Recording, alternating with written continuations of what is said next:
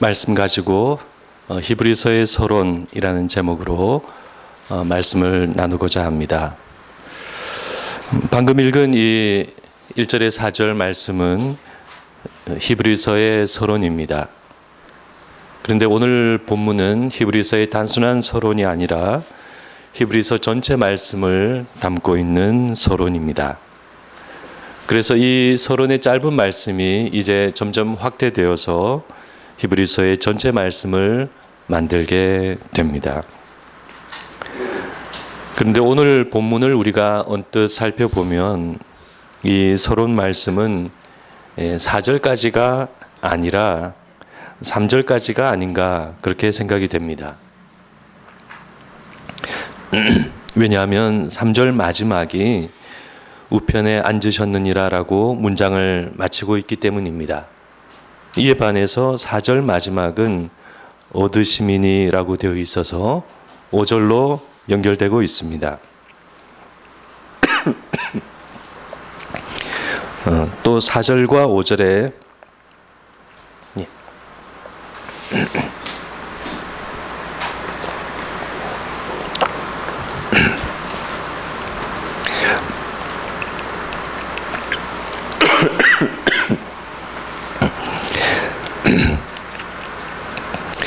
또 4절과 5절에 천사라는 말이 같이 나오면서 서로 연결된 것처럼 보입니다.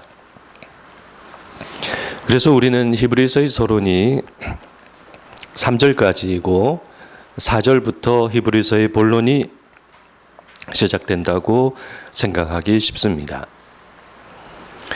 그러나 사실은 4절까지가 히브리서의 서론입니다. 그 이유는 간단합니다. 원문이 그렇게 되어 있기 때문입니다. 원문은 4절 마지막에 마침표가 있죠.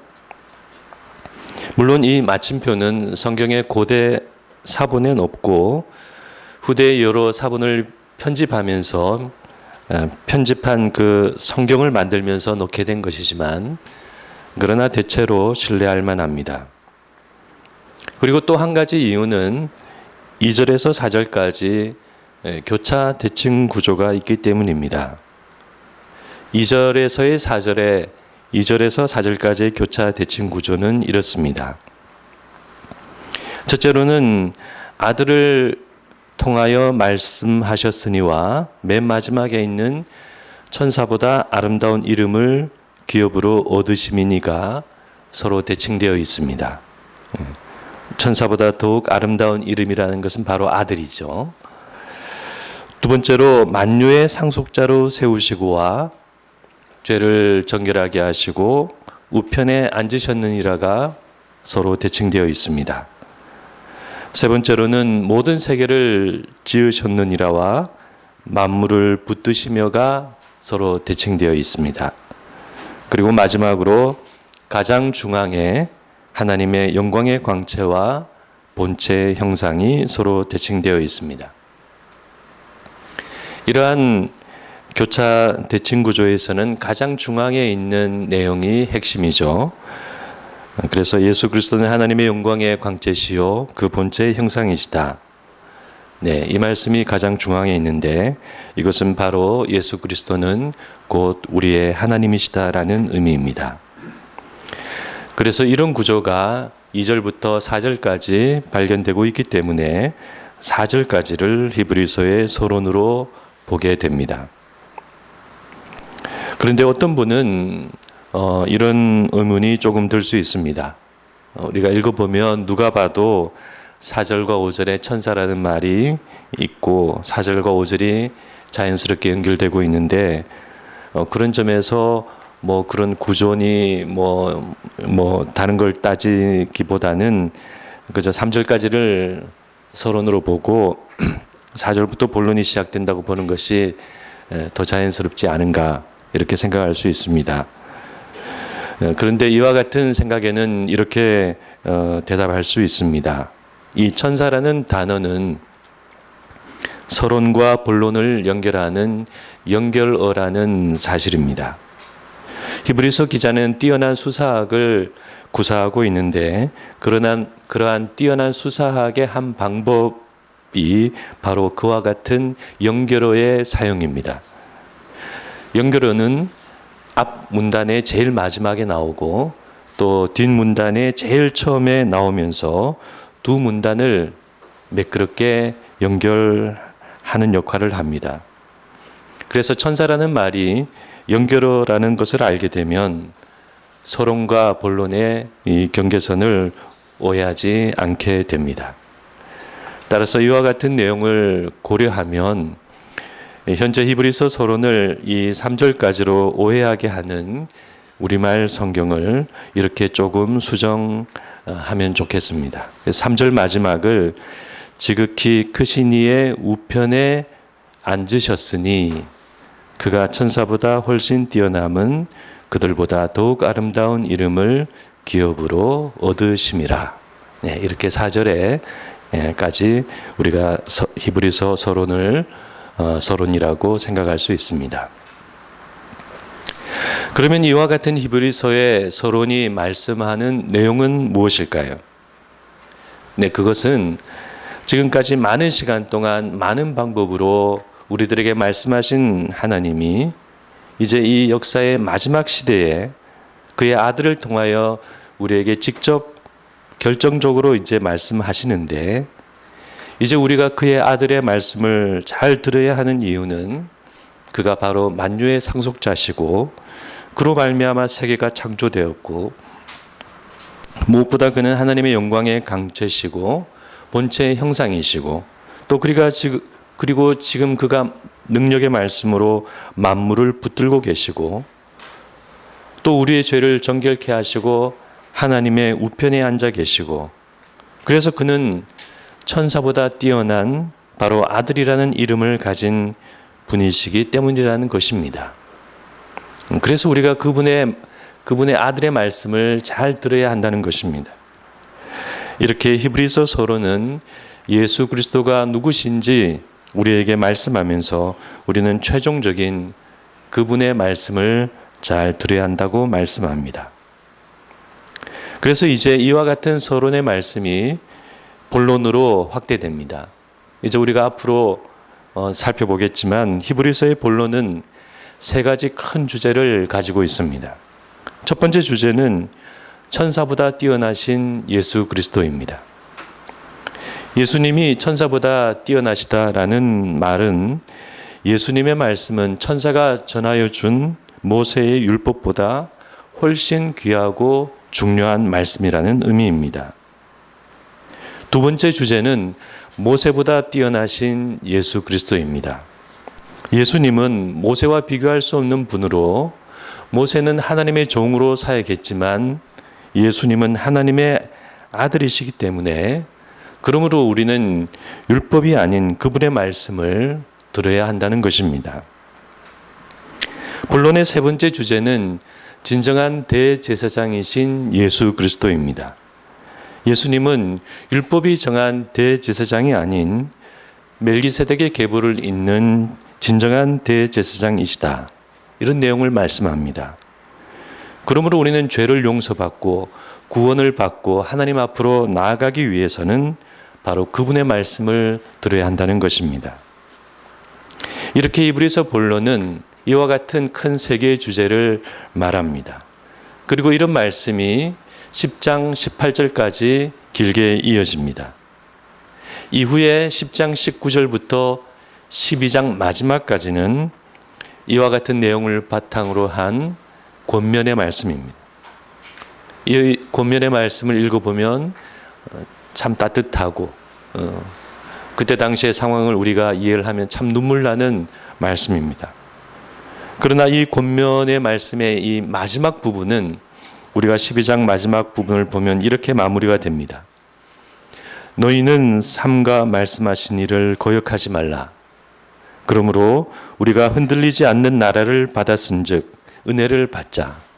그리고 12장 맨 마지막 말씀은 우리 하나님은 소멸하는 불이심이라. 네, 이것이 우리가 기억해야 할 히브리서의 결론입니다. 히브리서는 13장까지 있지만 그러나 12장 마지막 말씀이 바로 결론입니다. 히브리서는 유대교로 돌아가려고 하는 신자들을 향해서 이와 같은 말씀으로 마무리됩니다.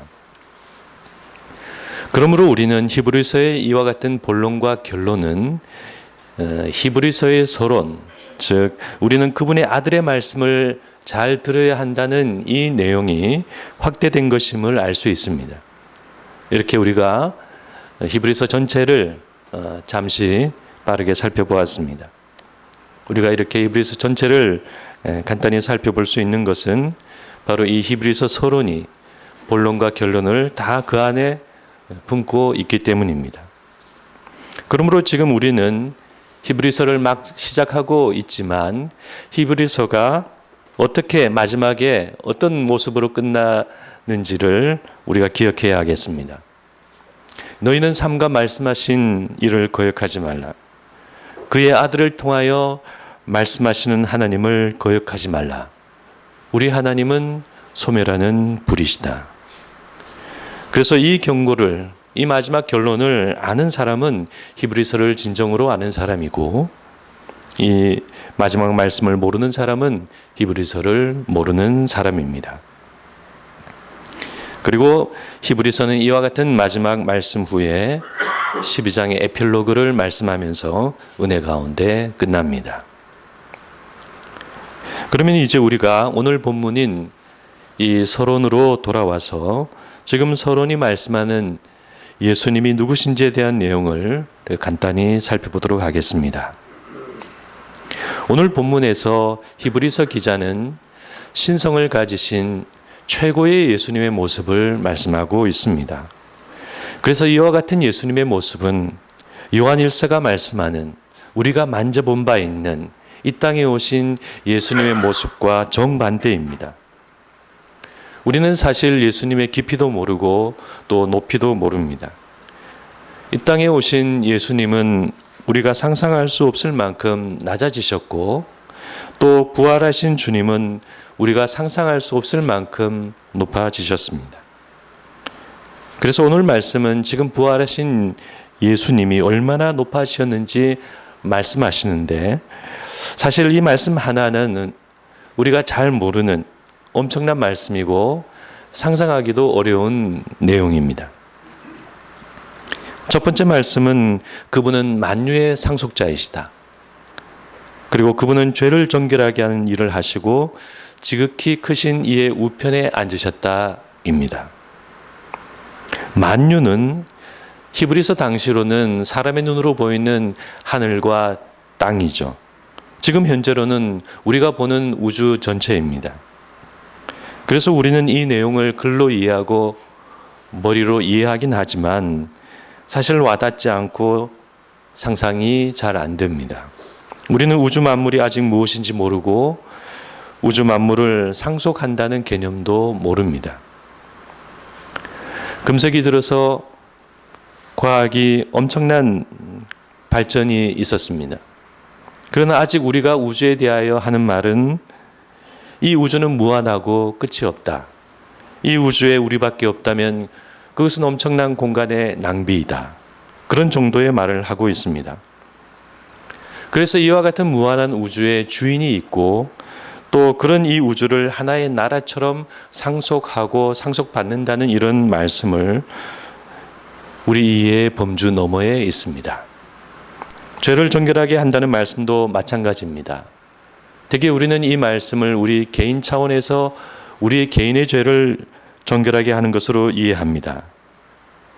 그러나 이 말씀은 그분은 만유의 상속자시다라는 말씀과 대칭을 이루고 있기 때문에 이 말씀은 우주 전체적인 차원에서의 죄의 정결과 구원을 의미합니다. 하나님의 구원은 우주적인 구원의 역사이고 우주적인 구원의 드라마입니다. 우리는 이와 비슷한 말씀을 고린도 전서에서 들을 수 있습니다. 그 후에는 마지막이니 그가 모든 통치와 모든 권세와 능력을 멸하시고 나라를 아버지 하나님께 바칠 때라. 만물을 그에게 복종하게 하실 때에는 복종하게 하신 이에게 복종하게 되리니 이는 하나님이 만유의 주로서 만유 안에 계시려 하심이라. 이렇게 예수님은 우리의 구원을 우주적인 구원의 한 부분으로 행하시고 하나님의 우편에 앉으셨습니다. 이제 머지않아 그때가 되면 우리를 포함한 모든 만물의 구원은 완성되고 우리 주님은 그런 나라를 하나님 아버지께 올려드리게 될 것입니다. 두 번째 말씀은 그로 말미암아 모든 세계를 지으셨다. 그의 능력의 말씀으로 만물을 붙드신다입니다. 마찬가지로 최근 과학의 발달로 우리는 이 우주의 나이가 어느 정도 되었는지를 말합니다. 또 빅뱅이 일어난 지 10의 몇 초 후부터 우주가 어떻게 형성되었는지를 우리는 말합니다. 원시 우주가 어떻고 원시 우주에서 현재의 우주가 어떻게 나올 수 있었는가, 그런 가설들도 말합니다. 그러면서 마치 우리가 이 우주가 어떻게 시작되었고 어떻게 형성되었는지를 아는 것처럼 생각합니다.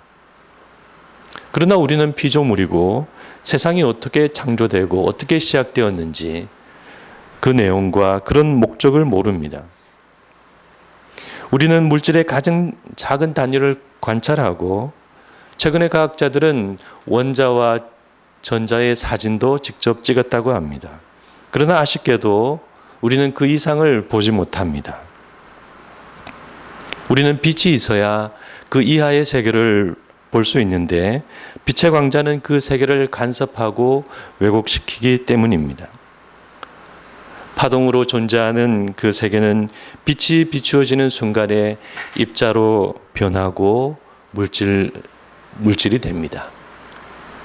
과연 우리가 물질의 경계를 넘어선 그 이하의 세계를 볼 수 있을까요? 우리는 우주의 근원에 몇 가지 큰 힘이 있다는 것을 압니다. 핵력, 전자기력, 중력. 그러나 우리는 그 힘들이 왜 있고 어떻게 존재하는지 이해하지 못합니다. 왜 우리는 전자들이 원자핵 주위를 그렇게 무서운 속도로 계속 회전하고 있는지도 모릅니다. 근원적인 힘이 없다면은 원자핵과 전자는 순식간에 붕괴되고 우주는 소멸되고 말 것입니다. 그런데 오늘 본문은 우리 주님께서 능력의 말씀으로 만물을 붙들고 계신다고 말씀합니다. 그래서 우리는 다 이해할 수 없지만 다만 이 말씀을 믿음으로 받아들이면서 만물을 붙들고 계신다는 우리 주님을 찬송하고 높여드리는 것입니다. 세 번째 말씀은 그는 하나님의 영광의 광채시요 그 본체의 형상이시다입니다.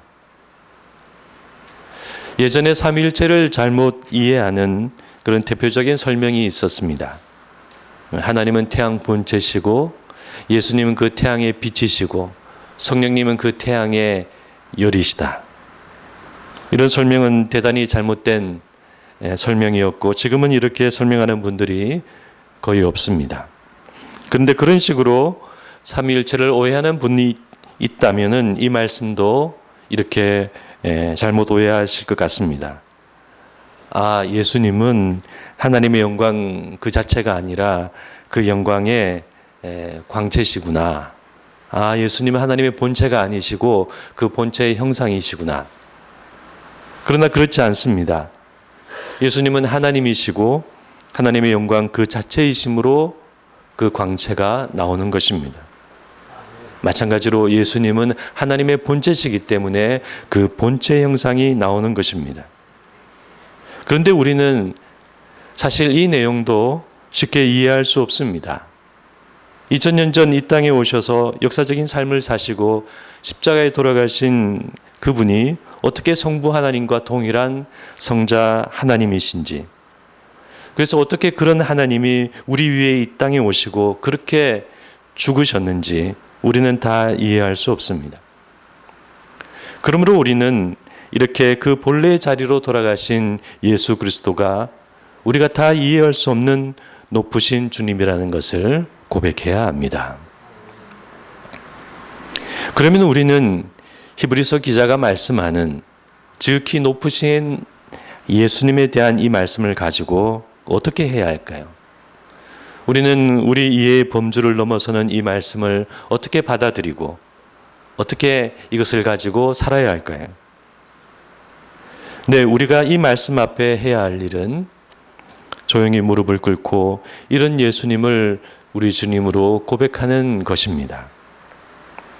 본래 우리의 신앙과 믿음은 언제나 우리의 이해와 이성과 함께 가야 하는 것이지만, 그러나 우리의 신앙과 믿음은 오늘 본문과 같은 말씀 앞에서는 홀로 그 길을 걸어가야 합니다. 이해할 수 없는 것을 억지로 이해할 수는 없습니다. 우리는 연약한 인간이기 때문입니다. 그러나 우리는 하나님과 우리 주님의 신실하심을 믿기 때문에 다 이해되지 않아도 지극히 높으신 주님을 찬송하고 믿을 수 있습니다. 오늘 말씀은 그래서 마치 저 멀리 밤하늘에 빛나는 별빛과 같습니다. 우리가 아무리 손을 뻗어도 잡을 수 없는 별빛이죠. 아무리 눈을 크게 떠도 제대로 볼 수 없는 별빛입니다. 그러나 아이러니하게도 그렇지만 또 그걸 안 본다고 우리 삶에 지장이 생기는 그런 별빛도 아닙니다. 아무런 지장이 없죠. 2000년 전에 계셨던 그분이 만유의 상속자시고 모든 세계를 지으시고 지금도 만물을 붙들고 계시고 하나님의 영광의 광채시고 그 본체의 형상이시고 예수님이 지금 하나님 우편에 앉아 계시고 예수님이 그런 분이라는 이 말씀 우리가 하나도 몰라도 우리가 지금 세상을 살아가는 데는 사실 아무런 지장이 없습니다. 대신에 우리는 당장 오늘 내 스케줄이 중요하고 오늘 내가 만날 사람이 중요하고 오늘 저녁에 내가 뭘 먹을 것인지가 그런 게 중요하죠. 우리는 그렇게 세상을 살아갈 때가 많습니다. 그런 점에서 오늘 말씀은 당장 나에게 필요도 없고 아무 의미도 없는 말씀 같습니다. 사실 나에게 필요하고 중요한 것은 다 이 땅에 있죠. 그래서 우리는 평생 고개 한번 들지 못하고 이 땅만 바라보고 살 때가 많습니다. 그러나 우리는 고개를 들어서 하늘을 보고 이와 같은 말씀의 빛을 보고 살아가야 합니다. 사람의 영혼 속에는 영원한 빛을 사모하는 마음이 있기 때문입니다. 그러므로 우리는 이 말씀이 비록 다 이해되지 않고 당장 내 삶에 필요하지도 않지만 오늘 이 말씀을 믿음으로 바라보아야 하겠습니다.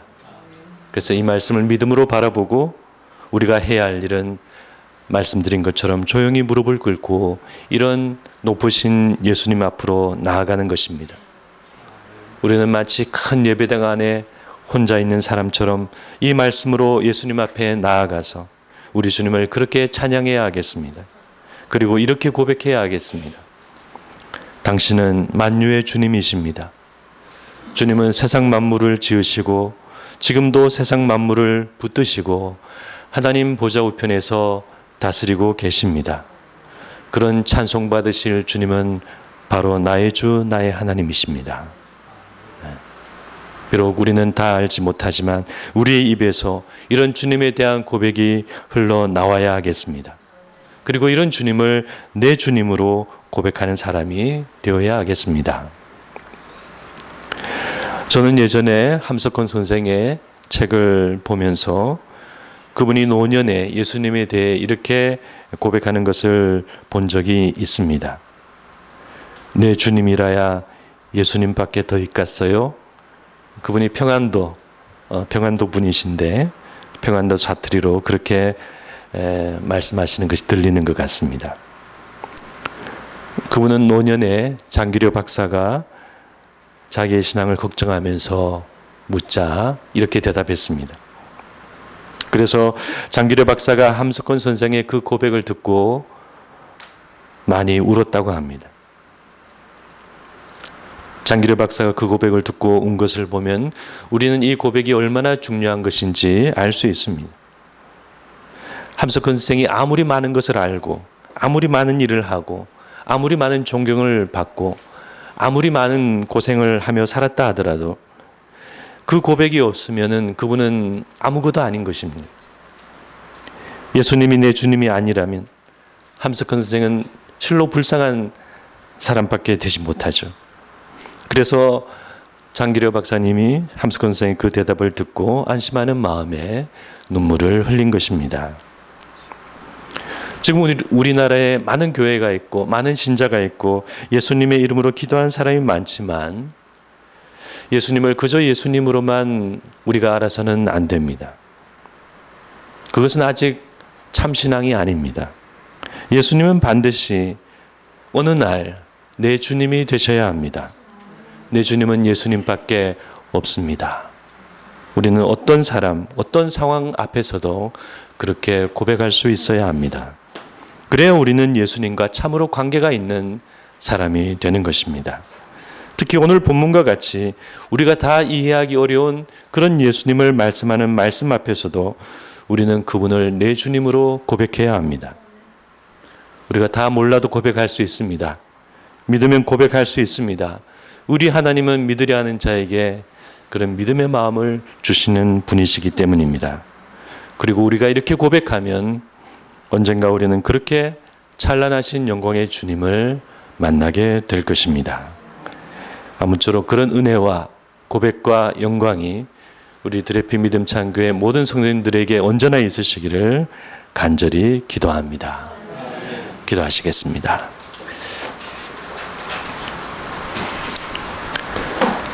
하나님, 저희는 오늘 히브리서 이 서론 말씀에서 지극히 높으신 예수님에 대해 말씀하는 이 말씀들을 저희가 들었습니다. 그런가 보다 보통 우리가 그렇게 생각하고 지나갈 때가 많습니다. 그러나 이 말씀 하나하나를 우리가 자세히 보면 너무 엄청난 말씀이고 우리가 상상하기 쉽지 않은 말씀입니다. 그러나 하나님 말씀이 그렇게 말씀하시기 때문에 우리가 다 이해하지 않아도 이 말씀을 받아들이고 이와 같은 주님을 나의 주 나의 하나님으로 고백하고자 합니다. 주님, 저희들의 연약한 믿음을 도와주시옵시고 이런 주님을 믿고 살아갈 수 있게 하여 주시옵소서. 그리고 나중에 그런 찬란하신 영광의 주님을 만나는 저희들이 다 될 수 있도록 인도하여 주시옵소서.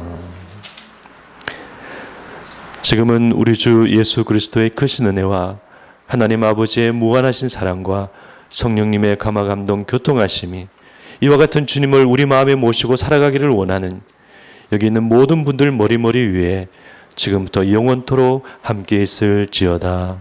아멘.